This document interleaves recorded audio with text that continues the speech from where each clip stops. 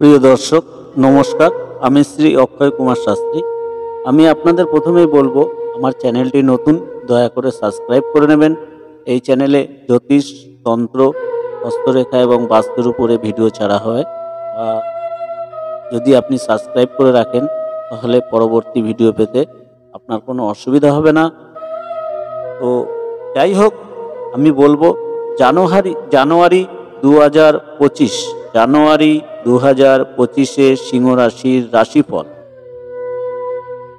জানুয়ারি মাসের 2025 সালে অনুসারে সপ্তমভাবে উপস্থিত সিংহ রাশির ক্যারিয়ারে গ্রহ হলো শনি।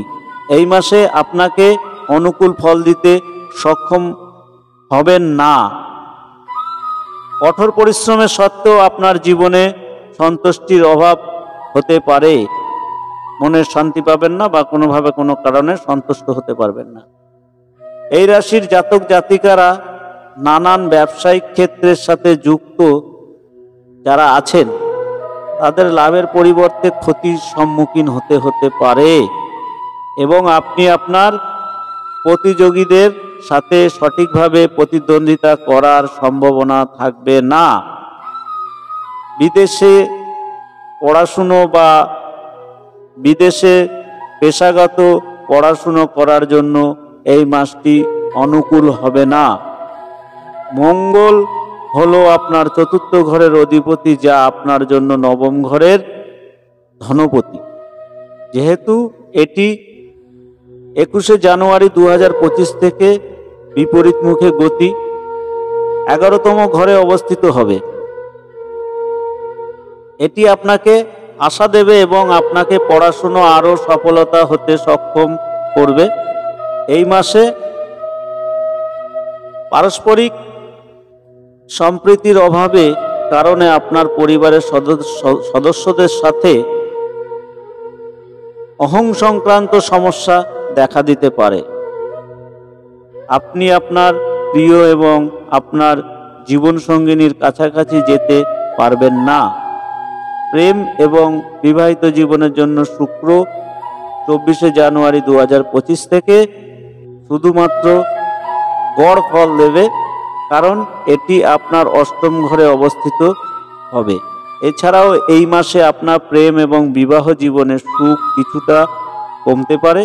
আপনার খরচ মেটাবার জন্য আপনাকে ব্যাংক থেকে ঋণ নিতে হতে পারে, যার ফলে আপনার জীবনে আরও প্রতিশ্রুতি আসবে। বুধ দ্বিতীয় ঘরের অধিপতি হওয়ার কারণে 4 জানুয়ারি 2025 থেকে 24শে জানুয়ারি 2025 পর্যন্ত আপনাকে আরও আর্থিক লাভের অনুকূল ফলাফল প্রদান করবে, কারণ এটি আপনার পঞ্চম ঘরের অবস্থিত হবে। আপনার স্বাস্থ্যের জন্য খরচ বাড়তে পারে। আপনাকে চোখের এবং ত্বকের সংক্রান্ত সমস্যার সম্মুখীন হতে পারে, যার জন্য আপনাকে বেশি টাকা খরচ করতে দেখা যাবে।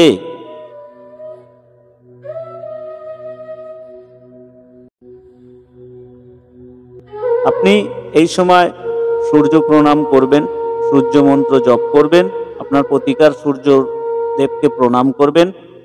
ঘুম থেকে উঠে সকালবেলায় স্নান করে আপনি আপনার বাড়ির ছাদে বা খোলামেলা জায়গায় গিয়ে সূর্যের দিকে তাকিয়ে আপনি কপালে জোর হাত করে আপনার বগলে যেন সূর্যের আলোটি লাগে। এই সময় আপনি সূর্য মন্ত্র জপ করবেন। সূর্য মন্ত্র হলো, যদি আপনি ব্রাহ্মণ হন তবে ওম, আর যদি শূদ্র হন তাহলে নমো। নমো হ্রিং হ্রিং সূর্যায় নমো। এই মন্ত্রটি জপ করবেন এবং প্রত্যেক দিন আপনি হনুমান চালিসা জপ করবেন। প্রিয় দর্শক, এই পর্যন্ত।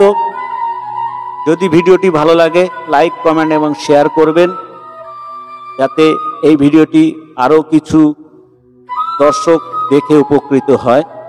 আপনাকে ধন্যবাদ। আবার বলবো, চ্যানেলটি আমার নতুন, দয়া করে সাবস্ক্রাইব করে নেবেন যাতে পরবর্তী ভিডিও পেতে অসুবিধা না হয়। ধন্যবাদ।